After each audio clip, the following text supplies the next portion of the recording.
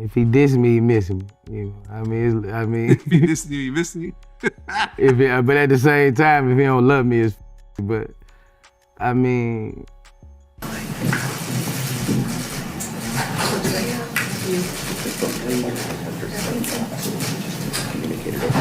So when you take into consideration the max punishments for all of his charges, yeah, he's facing 200 and whatever many years. I talked to YB before he went to jail.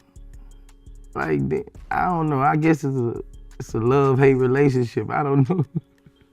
Y'all, this Boosie and NBA YoungBoy drama is still going strong. These two been going at it for a minute, and it looks like Boosie is back at it, clowning NBA YoungBoy after new reports started going around that YoungBoy could be facing up to 250 years behind bars. Now, everyone was expecting maybe 23 months, but 250 years? Man, that's basically 3 lifetimes. Let's not forget, NBA YoungBoy's got a long list of charges, so the courts ain't cutting him no slack. It's looking like he's about to be in the slammer for a long time, and of course, Boosie had something to say about it. Anywhere else, second-degree murder, you might get 20, 30 years.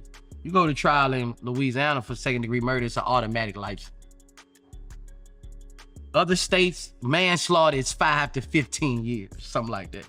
Boosie has been YoungBoy's certified hater for a really long time. It all started back in February 2022 when NBA YoungBoy dropped that fiery track, I Hate YoungBoy, and he wasn't holding back one bit. He went after multiple people in the rap game, and one of them was Boosie. YoungBoy even rapped, "Feel like Boosie don't even like me, B, don't call my phone." That line had people confused because fans thought they were cool, but clearly there was some underlying tension we didn't know about. Y'all know Boosie ain't one to stay quiet, and he came right back with his own diss track, I Don't Call Phones, I Call Shots. In the track, Boosie basically called out YoungBoy for the sneak disses and wondered why YoungBoy didn't just reach out directly if there was a problem. Boosie was like, if you got something to say it to my face. Don't sneak diss me in a song. If he were to call you up and say, yo, let's work it out, would you do it?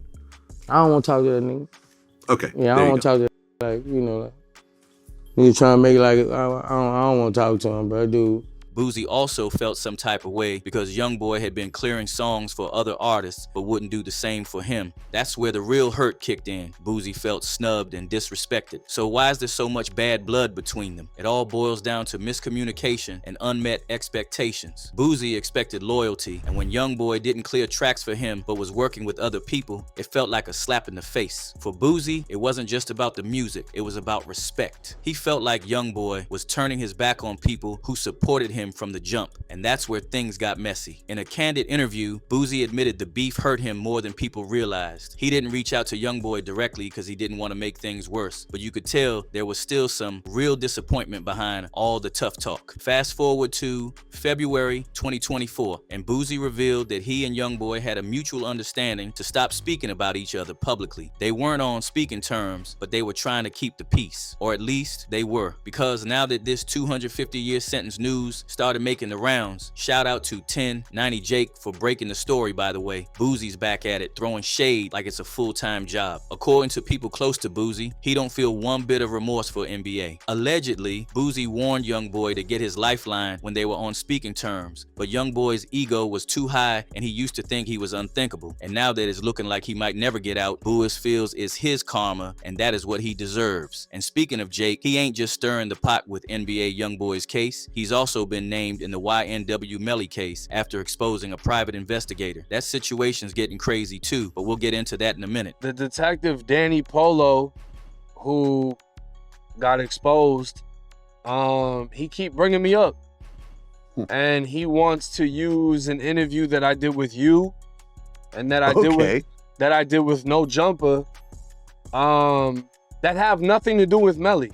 Now, in case you are wondering why 250 years, NBA YoungBoy's legal troubles go way back, and it's been a wild ride ever since. It all started when he was just 14 years old, getting arrested for robbery and spending 6 months in juvenile detention in Louisiana, and that was just the beginning. By 2016, things got even crazier when he was arrested in Austin, Texas for allegedly jumping out of a car and opening fire on a group in South Baton Rouge. He was charged with 2 counts of attempted first-degree redrum and stayed locked up until May 2017, eventually pleading guilty to aggravated assault with a firearm and getting a 10-year suspended sentence with 3 years of probation. I ain't doing nothing while you holding him like that. Man, he ain't doing nothing. He ain't doing shit,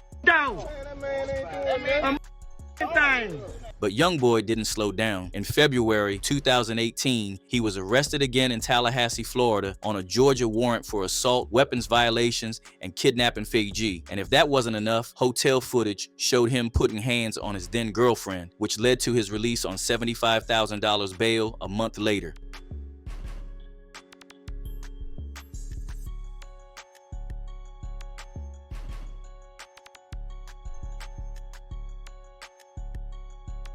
Things got even messier in May 2019 when he was involved in a Miami shooting where his girlfriend was injured and a bystander was unalived. Even though the charges were dropped, he violated his probation terms by being around the wrong people, which landed him 90 days in jail, followed by house arrest and electronic monitoring. And it didn't stop there. By September 2020, he was arrested with 16 others in Baton Rouge for substance distribution and possession of stolen firearms. Things took a turn in March 2021 when federal agents arrested him in Los Angeles on a federal warrant linked to the 2020 case. And after trying to flee on foot, he was hit with federal firearms charges. The rapper's attorney argues his client never had possession of the weapons or drugs because he doesn't own any of the cars on the scene.